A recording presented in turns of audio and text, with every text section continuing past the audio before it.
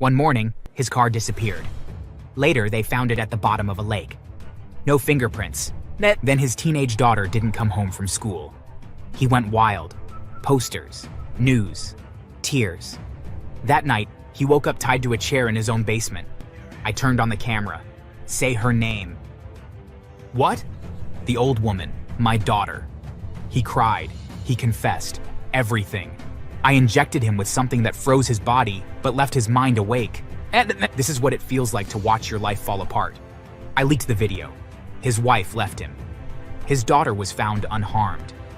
He ended up in a care home, unable to move, unable to speak, staring at a ceiling forever.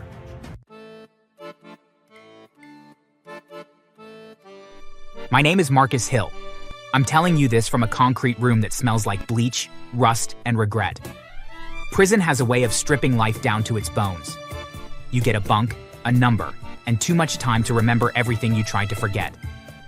I'm a Black American man, 46 years old, former city bus driver, former husband, forever a father. If you're wondering why I'm here, don't worry, I'll get there. Just know this first. Everything I did after I lost the last person I loved. After that, prison felt less like punishment and more like an address change. I used to drive bus 17. Same route every day, same cracked sidewalks, same tired faces climbing on before sunrise. I liked it because it was simple.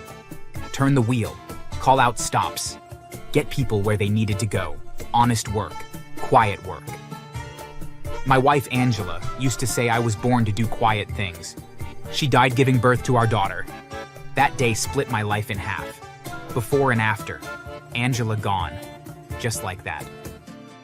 A nurse handed me a tiny black baby wrapped in a blanket too big for her and said, "She's healthy."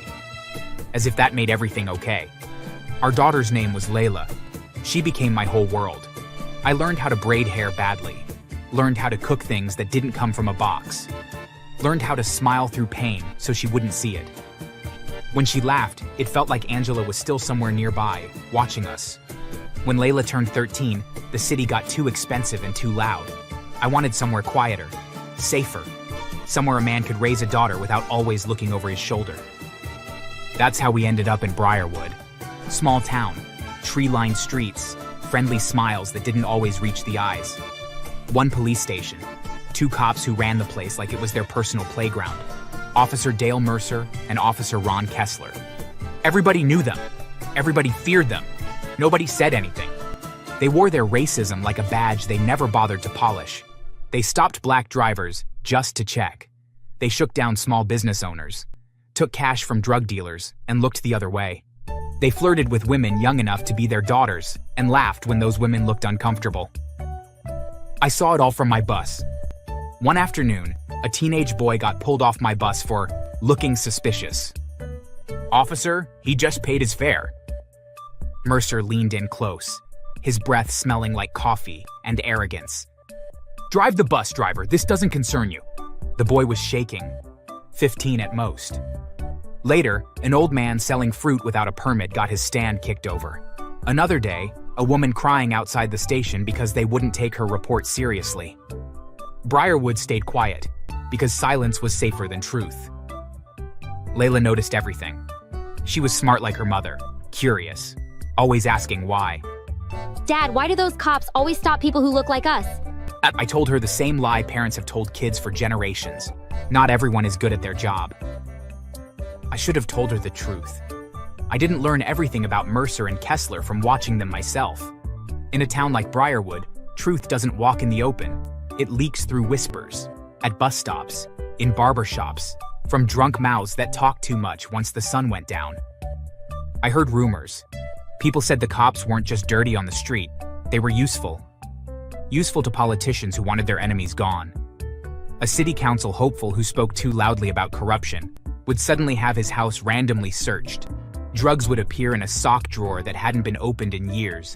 A rival organizer would get pulled over and somehow end up with a trunk full of narcotics he'd never seen before. Charges stacked high, careers ended. All of it clean on paper, filthy underneath.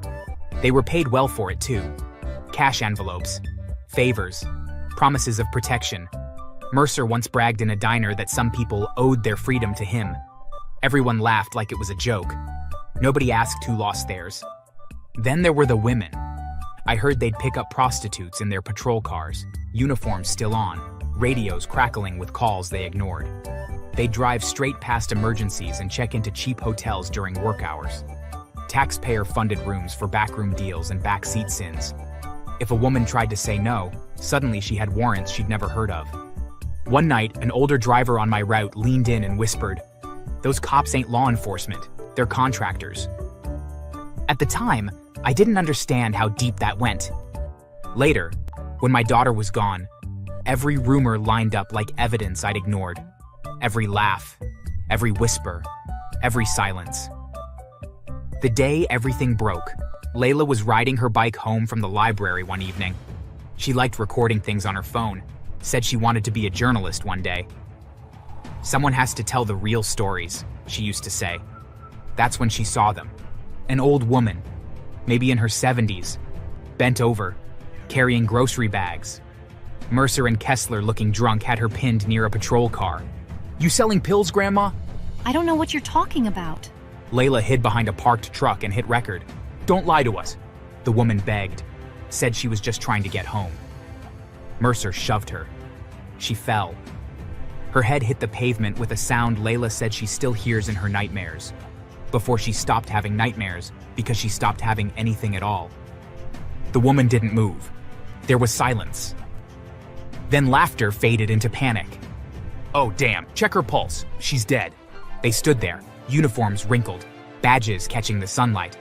"We gotta destroy the body cam footage."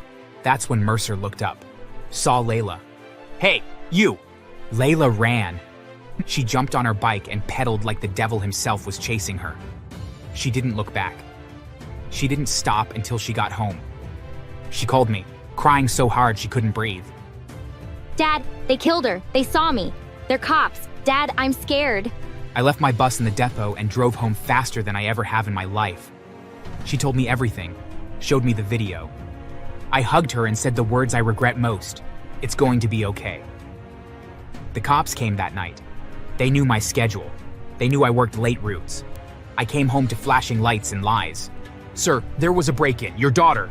I pushed past them. Layla was on the floor of her bedroom. Her phone was gone. Her eyes were open but empty. I don't remember screaming, but my throat burned for days. They said it was a robbery gone wrong. Said there was no evidence. Said I should let the professionals handle it. I tried to go to internal affairs, to the state police, anyone who would listen, but the video was gone. So was justice.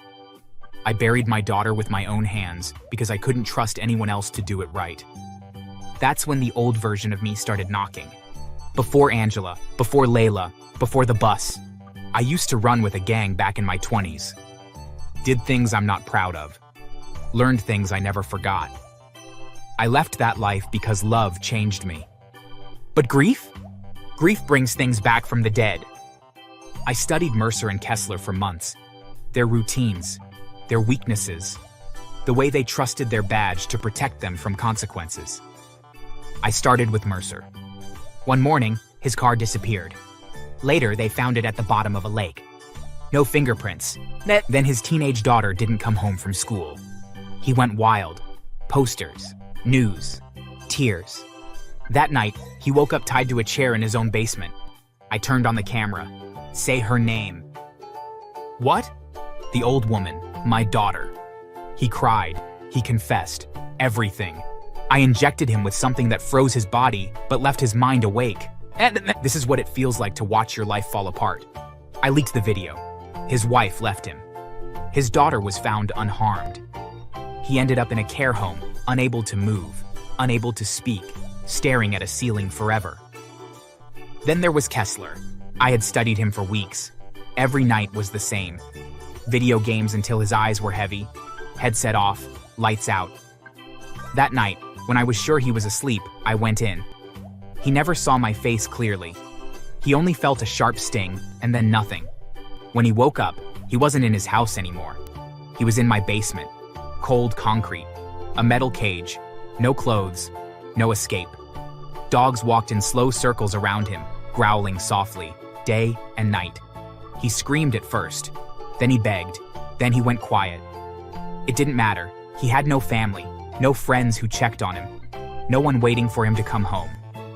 To the world, he was dead. I made sure of that. And down there, in the dark, behind locked bars and watching eyes, he finally understood what it felt like to be forgotten. He screamed day and night, his voice raw with fear and pain. The dogs circled his cage, growling whenever he moved.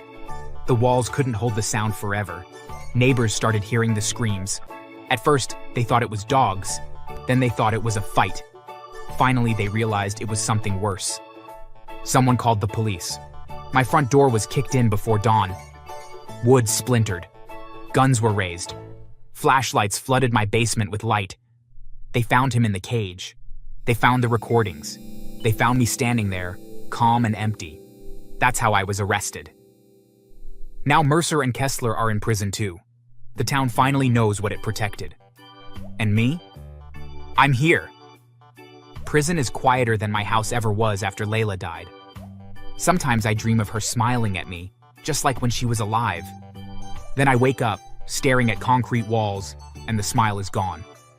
People ask if I regret it. I tell them no. Because if hell is real, it started the night my daughter died.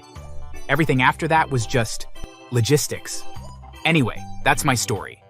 If you enjoyed this totally uplifting tale of justice, trauma, and extremely poor life choices, don't forget to like, subscribe, and hit that notification bell. Because apparently, even from prison, everybody's got a channel now.